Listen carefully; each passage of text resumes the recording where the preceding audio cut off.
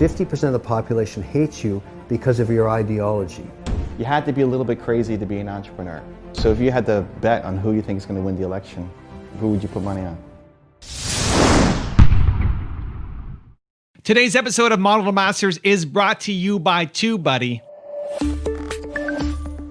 TubeBuddy is your best friend on your road to YouTube success. I use it every day on my channel to get more views and subscribers, automate the boring tasks, and split test my thumbnails and titles. I've done over 3,800 split tests, which have led to results like taking this 5-year-old video that was getting 250 views a day, and just by changing the thumbnail, it blew up to 15,000 views per day. You can get started on TubeBuddy for free at tubebuddy.com/Evan. Believe Nation, welcome to the Kevin and Evan Show, where I sit down with Kevin O'Leary and we take your questions. People are tough and mean in business. How do you manage not getting taken advantage of? Why don't you answer that one first? I think you're going to get taken advantage of. I think at some point, part of the process of being an entrepreneur is you will get taken advantage of. I think that is part of business, and you take your lumps and you learn along the way. I think, though, every single time that happens, you just take the lesson and you say, hey, I maybe had an instinct, I maybe found something seemed a little bit off with that person. I'm going to learn, I'm going to get better next time. But I don't think that you only have to be tough. No, you don't have to be tough, but I think it's healthy to be a skeptic. I really do. I think being a skeptic makes you test your own assumptions and those of others around you. And always ask yourself, is this person telling me the truth, and can I validate it? Is there any way I can know with certainty that this is correct? And if you remain a skeptic until you prove it out. And the other thing, Evan and I look at is, what's the reputation of somebody? I mean, over time you build your own brand. If you're an entrepreneur, you start to realize that you work in a world of many other people interacting with you, and they make assumptions about you, and they learn more and more over time about who you are. You can't shortcut a reputation. You have to build it. And it takes a long time to build it up, and it's very easy to destroy. And the way you destroy it is you start lying to people. I'll just trust people by default. Maybe that's not great. Well, you must get screwed over a lot then. I don't, though. I mean, I don't know. I don't get screwed over a ton. Maybe I haven't built up a big enough, brand or recognition where people are, stopping me every day on the street. But if I'm hiring somebody on my team, I'll just trust them by default, and they have to show me. Obviously, there's instincts, and do I like this person or not? But once they passed that, Evan thinks you're a good person test, then I just trust people by default, and it rarely, it hasn't really come back to really screw over my business. I've learned a different tact. What I do is I try and bring someone into a company or in my own group for 6 months on a trial basis to see if they interact with the team, and tell them honestly and transparently, look, we don't know if it's going to work. Why don't you come in as an intern? Why don't you check it out? How do you see how you feel? And then if we really gel, you stay on. There's nothing worse than bringing, a cancer into your body. That's the way I look at it. And you want somebody that's on board and can work with everybody else. And I like to hire very slowly and fire very quickly. And I tell that to all my CEOs. And I think people gravitate of they might be too nice, and then one bad thing happens, so then they go and they say, well, now I'm going to be extra tough. Yeah. And then you build a different kind of culture, but that's not actually who you are. And then you try to, it's just finding that flow for who you are and the kind of business you want to build. But you want to be with people that want to be with you, and everybody shares a common vision. And I think that's the new Entrepreneur 2.0, is making sure that A, you have a social mission that you care and you're all in sync with, and B, you have a profit motivation, because that's how you keep the business intact. And if anybody's not on board with your vision, your direction, they shouldn't be there, and they don't want to be there long term. So I look at it and say, are we all singing from the same song sheet? Let's test that every few months. Let's sit around and ask each other, is everybody happy? Who's unhappy? And just bring it out. I think listen, it sounds kumbaya, but it works. So we've got 30 people on our team, and I think I'm toughest on the people who are actually closest to me. Really? Because they appreciate, because I know what they could be, and they need to push to get there. Yeah. Right? Like the people who you're mentoring to carry along the mission, the vision, and have leadership roles in your company. To actually be a good mentor, you have to be hard and push them and show them what they could become, because they might have a limited view of what their potential is. But somebody who's entry level, who messes up, I don't know, just have empathy. I agree with you, but after, for me, it's 36 months. When you have been with an organization for 3 years, you are ingrained in its DNA, and you are expected to deliver, on your goals and be part of the team and work towards the common good and all of that. But you're in there. It's no longer you're an intern. You're part of the body, and I remind people that all the time. This is not the beginning anymore. We're in the middle of the journey here. And so you have to perform, and if you all of a sudden can't do that, that's tough. Because look, you can't keep everybody. People screw up, and it's one of the hardest things to do as an entrepreneur is to realize I have to take this person out of the game. You got to be fair to them, but you can't let one person taint the mission of the business, and that's the hardest thing of being the boss. How do you turn your hobby into a business without growing bored or losing your passion? I have a definition of what is a hobby and what is a business by saying, if you can't make money within 36 months, which is 3 years, which is a big number for me in business, it's just a hobby and it's not a business. If you're still losing money after 3 years, you should treat it for what it is, a use of your time that is not productive, but you enjoy it for other reasons. If you can't make it profitable after all that time, it is just a hobby. And if you're using all your time to spend on it, then you're not an entrepreneur. You're not creating something where you can create jobs and provide services to people. You're just wasting your time and wasting your money. Take it behind the barn and shoot it. That's my definition. So I like to say, I'm pretty aligned. I like to say that if you've got something that you love doing but doesn't bring value to the market, then it's just a hobby. And it's great, it could be fulfilling, but it's not a business. But if you're just chasing opportunity and you don't love it, you're also gonna lose because you're going up against people who love that thing. It's a big reason why I think a lot of entrepreneurs fail is they're gonna start a YouTube channel, they're gonna start a podcast, they're gonna start a whatever business, but they never actually liked it. They just think it's the hot opportunity for the year. Well, that is interesting. And then they fail. I think a lot of people fail because they're not the right person. The opportunity is fantastic, but they never actually love the thing. Where if you look at the entrepreneurs who win, they have a deep love for the actual work that they're doing. And so it's that combination, right? If it's just an opportunity, you don't love it, you're not gonna win. And if it's just something you love and there's no demand for it, then you've got a hobby. And it's in that marriage of what do you love doing that can also be of value to other people that are willing to pay you for. That's a really good observation because you're always competing with somebody somewhere, and these days it's global. And you got to make the assumption that the person you're competing with really loves what they do, and they're willing to work 25 hours a day. And if you're not totally in love with it, you're screwed. So I would argue to an entrepreneur, don't start something that you don't have a lot of passion for, because you're going to fail because you're going to be competing with people who do have that passion, who are motivated. And I see that happen all the time. They just get bored. And maybe I've invested in them and I can see that they're just burned out. And if that happens, quite often I would say, probably about 30% of the time, after a while and they realize, boy, this is hard work. Yeah, it is hard work. Running a business is really hard work. But it's an added bonus if you can get up in the morning and say, I can't wait to go fight the fight. Because with certainty your competitor's doing that. So that is a theme that we can both agree on. You better love it, baby. And you mentioned burnout in there. It's a topic now for a lot of YouTubers feeling burnt out from creating content. Yeah. And I think that's just, a lot of entrepreneurs face burnout. But if you love what you do, I think it's so much easier. I mean, I've been on YouTube for 11 years. We've done 6,000 public videos, 11,000 or so, total videos. And I still wake up every day and we're doing it. And that's amazing. I mean, you think about it, you've turned yourself into a broadcast entity. That's really what it is. And content is king, and you have to keep it fresh and interesting and different all the time. I get that. But I have to admit, I'm a newbie onto YouTube, but it's a very powerful vehicle. That's what I've learned. And it draws a new demographic. I mean, I play on all of the social media platforms. I have millions of followers. But one thing I think you and I can agree on, it is a different channel in terms of what it provides and the demographic it achieves and reaches. And I get it. I totally get it now. I kind of ignored it for a few years, but now I can't.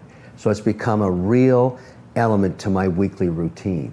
I try and grab from experiences that I'm having during the week and put it onto my YouTube channel, and I'm brutally honest about it. And sometimes I stir the pot and it happens. What can you do? You know that already. I love it. What things should one learn by reading about our firsthand experience before becoming an entrepreneur? I mean, I think the question is, how do you prepare yourself to be an entrepreneur? I think surrounding yourself with entrepreneurs is the easiest way. I think there's some you can learn. I think watching YouTube videos, being around Shark Tank, reading books like this, I think that starts to give you the framework. But I think the more you're actually around entrepreneurs, if that's what your goal is, to be an entrepreneur, be around the people who are doing the thing that you want to do. I went to University of Toronto here and did 4 years undergrad, Bachelor of Commerce, Finance. I didn't know that I wanted to be an entrepreneur at the time. So I'm still grateful that I went. But I took a 4th year entrepreneurship course, and the professor teaching it barely had a side business on his own. It's like, well, who are you learning from, right? So if you want to be a lawyer or a doctor or get those degrees, then yeah, you need to be going to college and learn, because that degree matters. But I don't think you can learn it from a textbook or learn it from a class. I think the best thing to do is to be around people who are doing it. If you have entrepreneurs in your family, or there's a friend of yours, hang out at their shop just to see how they're doing it. And if you don't have that, then aspirational mentors is what I would call watching YouTube videos or reading books written ideally by the person, not just about them, but by the person sharing their lessons, to have it be part of your ecosystem. I've come to a new place in my understanding what works and doesn't. I also went through the educational process. I did an MBA, and people ask me, does that have anything to do with success or failure? And I say, no, it doesn't. I don't remember a single thing I learned there for the 2 years, except the people I met that now are out there in the world as bankers and lawyers and whatever else they are, and I use them as my database of contacts to help build my businesses. So I think that was important, but the classes, I forget completely what it was about. I will say one thing though, I've learned something from what the Europeans do, Evan, and listen to this. In Switzerland, I have a stepfather who's Swiss, he lives in Geneva, Switzerland. I've been going over there for 40 years, back and forth. Take a company like Nestle. They offer an internship program that they call an apprentice program over there. It's almost like the sorcerer's helper in a Disney movie. In high school, if you think you like the food industry, maybe, Nestle's a global food company, they'll let you come in and work on weekends and afternoons after school to see what it's like in the real world, even though you're just a teenager. Why are they doing that? They're trying to figure out who is going to be the next asset for their company that is going to be someone who attaches themselves to the business maybe long term. So they get to try you out, you get to try them out, they pay you a small stipend, but that's an apprenticeship. What an opportunity for you. You're a teen, you're sitting in a meeting with a bunch of managers, you're absorbing all that stuff, and you're learning. Why the hell don't we do that in North America? Because maybe 1 out of 10 is the right person, but once you're indoctrinated, if that's the right word, into the, call it the Nestle program, you're a Nestleite.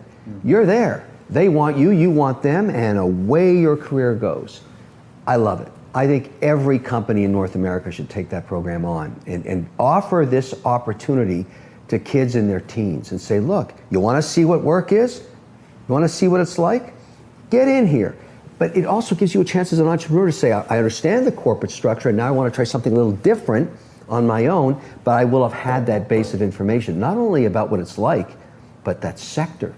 If you love the food industry, you're with the El Supremo, and you're learning about it, and then one day you can split off and say, hey, Nestle, I'm going to build this food business. You want to buy it from me after it gets to 50 million? That's the program I like. This question is like, how do I prepare for my first kiss? Right. And you can watch videos and you can read a book. I agree with you. But at some point, you just got to kiss, and then you feel what it's actually like. Yeah. Right? I think that's how you prepare for entrepreneurship. Yeah, I think you're right, but I also would say, tell me if you agree with this. I don't think everybody should be an entrepreneur. I actually think only 1/3 of the people can handle what it takes, because it is a really hard gig. People try to make it exciting. Running a business is a bitch. It's hard as hell, and not everybody wants to sacrifice the lifestyle requirement to do it. You're giving up a lot. I mean, you're not going to hit all those soccer games on the weekend. You're not going to go to the family picnic. You're going to miss a lot of stuff in your young kids' lives because you're just working, because your competitor's working that way. I think it's a sacrifice. I think everybody should try. I think it's worth knowing. Like, I think, how do you know if you like What sushi? age do you recommend they try? As soon as possible. Like, I think getting exposure is great. How do you know what your favorite food is if you haven't tried sushi? You could judge sushi and say, well, that's raw fish wrapped in seaweed. That sounds disgusting, right? If you think it through, it doesn't sound like it's very appetizing, but then you try it, like, oh, that tastes really good. I think we prejudge things and then we settle on a path before actually knowing what you could be great at. So I think everybody should try entrepreneurship. I agree, I don't think it's for everybody. I think it's becoming a lot easier. I think, if I'm 40 right now, if I look at the opportunities for me as a 40-year-old compared to my parents when they were 40, it's a world of difference. Well, you have more opportunity now because you're in a digital world. Exactly, so it's easier. You kind of had to be crazy. When my parents were 40, you had to be a little bit crazy to be an entrepreneur. You had to not fit into the system, and so you had no other option but to be an entrepreneur. Where now, I could have a corporate job, I could succeed in the corporate world, but I choose not to. And so it's opening up for a lot more people. Whether the number's a third or half or fifth, I agree that not everybody should be an entrepreneur as a profession, but I think everybody should try it, just like everybody should try sushi. Well, maybe that's the best way to do it, but I would assume if I reverse engineer that, everybody can try it, but only 1/3 is going to make it. Sure. And it's okay to fail. I'd rather invest in somebody that's felt the sting of failure and understood what they did wrong. I mean, everybody makes mistakes, that's for sure. And I made plenty, but luckily more has worked out than has failed. And so, I still have capital to continue to put to work because every once in a while I get a big hit. I kind of think about it, and now in retrospect, what a sacrifice of life it is in some regards. But is it worth it? Yeah, you buy your freedom if you're successful. Do whatever you like. The reason I'm here is I want to be here. I don't have to be here, either do you. Yeah. So that's a great thing. And I would say that's worth everybody pursuing. So I think we can agree on that. It's noble. I think everybody should try sushi. You just might be allergic to it. What is the most helpful college degree to help you do well as an entrepreneur? I don't think there is one. Just, again, I went to University of Toronto, my fourth year level. U of T is one of the top 10 universities in North America. It's up there. And fourth year, highest level undergrad class, I have a professor teaching me about entrepreneurship who hasn't built a successful business. And our task in the class is to make our own business plan. I was already running my business. I had a biotech software company while being in school. And everybody else is thinking, oh, start a business. Okay, I'm going to make a coffee shop, or just like the basic stuff.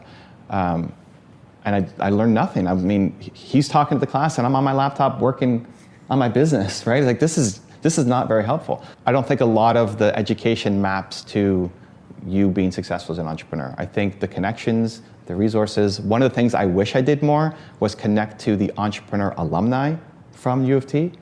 So I'd look at who are the people who've graduated from U of T, from your university or college, who've gone on to do the thing that you want to do, and then say, hey, I'm an undergrad at your alumni school, would you be open to having a coffee with me? And you might get a yes for somebody who otherwise would not have any time with you just because you're at that school. I think that's your biggest hack, more than any degree that you're going to get. It just doesn't map. Your actions have to map to your ambitions. I don't see the paper mapping to success as an entrepreneur. I'm going to answer a slightly different way. If 3 years ago, when I was asked this question, what degree gives you the highest chance of success in a career, not necessarily entrepreneurial, but it would apply to entrepreneurship too. Number one would have been engineering, number two engineering, number three engineering. And why do I say that? Because I teach a lot now, I lecture a lot at places like Waterloo, McGill, MIT, Notre Dame, Temple, and I enjoy those classes, Harvard. And generally it's the graduating cohort of engineers, and about a third of those classes go on to take their ideas, turn them into patents, turn them into businesses. They form partnerships to do it. But I've changed my mind in the last 2 years, and I'll tell you why, Evan. I now have investments in over 50 companies in Mexico, Canada, the United States. They're all over the map. I mean, in almost every geography, in almost every sector. And since the pandemic hit, which has only been 6 months now, the number one demand I have for my companies are people that can take the concept of the business and tell a story about it. Produce a video, do really rich photography, build out 59-second, 39-second, 29-second videos, 14-second videos to plaster all over social media to sell product direct to customer. So if you're a graduate from the arts, or you're a writer, or you're a photographer, or an editor, or videographer, all of a sudden I'm paying you $150,000. And I would have thought I could have hired you for nothing because you were a starving artist. I was wrong. Storytelling is part of the attribute of the new digital 2.0 economy. And it requires the arts to tell that story. It's a whole new ball game. And right now we have multiple editors working for us across these companies. We have hundreds of photographers shooting our products. We found that if we just upgrade the quality of the video and the imagery and the story on an already working website, it goes up by 15%. So it's not just engineering. I would say it's the arts too. Now that's a crazy outcome I could have never foreseen. But do you think the degree matters? I think like if you're an entrepreneur, if you're hiring somebody, you're going to work with a freelancer to come on and help you. Do you care what school they went to and what? Well, I hate to agree with you on this one, but I do. It doesn't matter. And that's horrible because you're kind of dissing the educational system when you say that. Why would somebody spend 2 years getting a postgraduate degree in business, an MBA? What a waste of time if you don't think it gives you any value. And it does give you value in the context of people you meet. That's why they've reduced those programs down to 1 year now. You know, a lot of them are a 1 year thing, but you're going to go in debt $80,000 to do it. It has to have some value, I would hope. Well, if you're going to go work your way up TD Bank or Royal Bank or Bank of America, they still value that. They still pride the MBA. But in the entrepreneur world, I just don't think it makes sense. I don't want to we do not disagree. I never ask anybody when I'm investing in them, what degree did you get? Right. I couldn't get. Would it be a negative if somebody listed all of their PhDs in whatever academic background? Like, does it count as a negative? Because I wonder why they wasted all their time doing that. Right? No, but honestly, like after I sold my company, I joined a VC company for a year and a half. And if an owner came in pitching their business and they all had PhDs, it would actually count as a strike against, that they have no real world experience, that they spent all of their time in education. Good point. I would rather have somebody that's been an operator and done execution of some kind of business, has those skills, maybe succeeded, maybe failed, rather than have another academic. And I don't want to diss the academic world. It's important. They pursue their own things, but it has nothing to do. You know, you're absolutely right. When I think back in the last 10 years, have I ever asked an entrepreneur that required an investment from me, where'd you go to school? Never. Don't care. I don't care what your dog was called. I don't care what high school you went to. It doesn't matter. Like, can you execute this business plan? I mean, what's the plan? What do you think this product or service is going to do? Yeah, you're right. I totally agree with you. That's a great. I don't want to be negative. I'm not saying you shouldn't pursue an education, but it's not going to determine your outcome as an entrepreneur. That's fair to say. The politics one. Who's going to win the American election? Eben, I got to tell you something that I've learned as an investor about politics. And it started in the Brexit vote in England when I have investments in euros, in British pounds, and in Swiss francs. I manage a European portfolio in one of the O-shares ETFs. And I was trying to buy data about the outcome of the British election, the Brexit, so-called Brexit vote.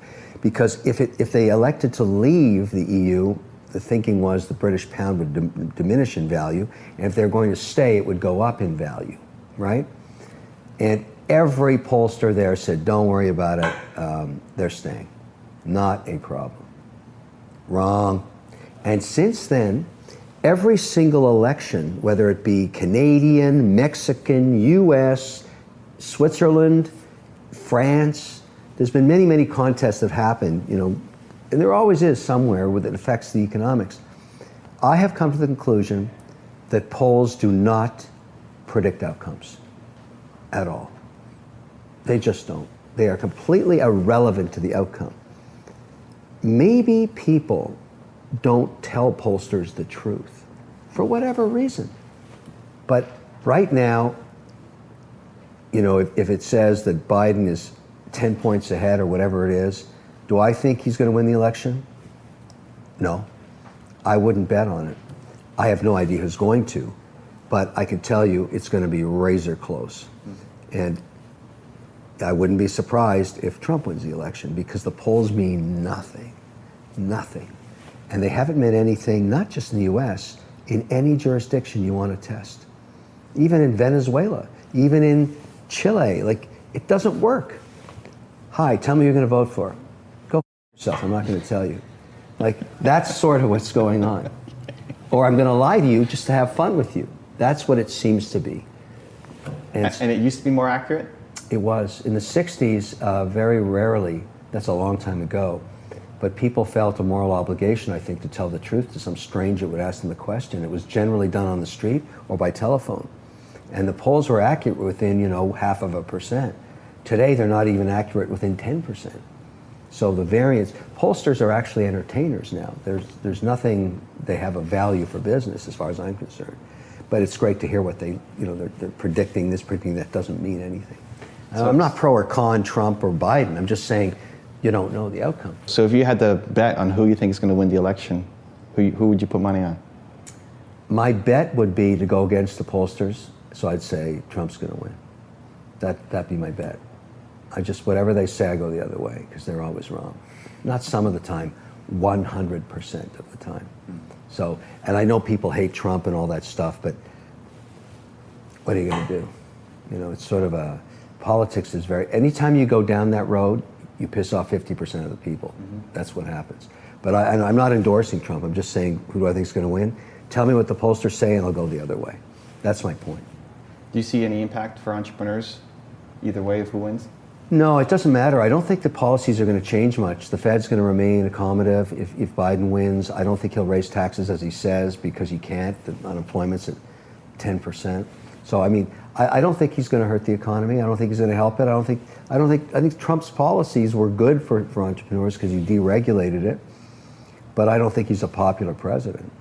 He's very divisive. People go crazy with him. But doesn't mean he's going to lose. I'm not super following, I'll be honest. If you ask me about YouTube, League of Legends, or salsa dancing, we can go deep. What about Canada? What about Canada? I don't know. I don't follow it. Really? I don't know that anybody really makes a big impact for entrepreneurs. Maybe, either way. Yeah, I don't know. It's also me. I think entrepreneurs are going to solve all the world's major problems. I don't think it's... Whatever they're presented with, they'll figure it out, regardless of the... All the problems in the world, entrepreneurs are going to solve it. It's not necessarily right, but that's how I operate. I get it. So it doesn't really matter, what does Trudeau do? What does the next person do? I just don't care that much. I actually think Trudeau's done a really good job in the pandemic aspect of his mandate. I think he really rallied the country around health, which was great. I don't think he did a great job in managing the economy prior to the pandemic. And so that may come and bite him in the next election. And also, when you get deep into your second mandate in the Canadian parliamentary system, there is fatigue. They're just people say, I want change anyways, for the sake of change. He probably runs that risk. He's in a minority government. My bet would be whoever takes him on next time probably wins. And that's just the way politics run in Canada. But Canada's a big part of the North American economy, so it does matter what happens here. It's been too bad for the energy sector, because we've lost almost 500,000 jobs there. That's sad. And how that happened, you can argue till the cows come home, but most economies in the world that are based on energy, which Canada is, have figured out a way to say, well, maybe we have hydrocarbons for 20 years, let's milk that and take the money and put it into something else. We just shut ours down, which was a mistake. What do you think a policy should be for entrepreneurs in Canada? Well, they should look for the path of least resistance in terms of solving problems, as you suggested. We have great McGill, we've got Waterloo, U of T. They spawn all kinds of research. Entrepreneurs can take some of these ideas and turn them into businesses that solve for people. But I think what's great about Canadian entrepreneurs is they don't just solve for Canada, they solve for the globe. They're very global in their thinking, which they have to be. We're only 2.5% of the world's economy. This is like the state of California, the whole country. We're 37 million, they're 37 million. But do you think there's a policy that the government of Canada could put up that would actually make a meaningful impact for entrepreneurs? Yeah, they should reduce taxes for entrepreneurial companies that are Canadian owned. They should endorse and support those to get going. I left Canada when the Learning Company started to grow It was the fastest growing educational software company in the world, and then the NDP came in. Bob Ray was the leader, and I think that was in the early 90s, and we went to raise capital in London, England, and they said, well, we don't invest in Canadian companies. You have the highest corporate tax rate in the world. And people don't want to live there because it's a socialist country. I went, whoa. So I went to see the government, said, hey guys, my competitors are raising money all around the world and I can't get any. Can you change our tax rate so I can compete? And they said, absolutely not. I said, well, watch this. I am not a mine. I am not, a diamond mine. I'm not a forestry company. Watch this. I'm going to take all these people and move them in one day. And you're going to lose this entire business. They didn't care. And so we moved it to Boston, and it became the largest educational software company in the world, sold it for $4.2 billion. And I don't think we had 10,000 employees, and I think none of them were Canadian except the founders. It was sad. That's the trouble with bad policy, particularly in a tech industry. And so I would hope, I know Bob Ray has changed his stripes and said he's not a socialist, but I don't believe it. So I lived through that with him. That guy's a socialist, and so I'll just say that right on the record. a little politics in there. Okay. Tips on creating a sustainable business. I think finding your direct path to cash flow as soon as possible is super important. I think so many times entrepreneurs have these big visions for what they're going to do, and for it to work, you need to have 1 million people using your thing, because the economics just don't work out. So I want to find a business model that's going to bridge me to that path, instead of I need to keep raising money that's going to keep running out at some point. So you have your big vision, awesome. How are we going to make money? Even if it's like one little tiny piece of it, how can you make money